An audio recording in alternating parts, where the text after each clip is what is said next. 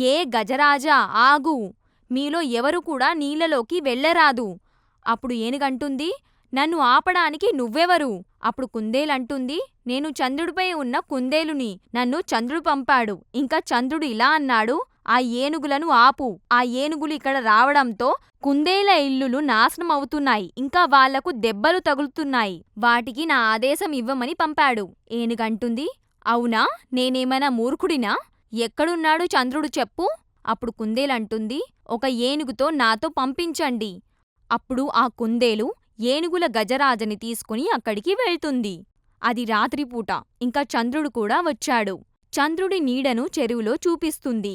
ఏనుగు ఆ నీడను చూసి ఇదే చంద్రుడు అని అనుకుంటుంది. అప్పుడు ఏనుగంటుంది, అరెరే, ఇది నిజంగా చంద్రుడే. ఇది నిజంగానే చంద్రుడి ఆదేశమైతే మేము ఇక్కడికి మళ్ళీ రాము. చందమామ, మమ్మల్ని క్షమించు.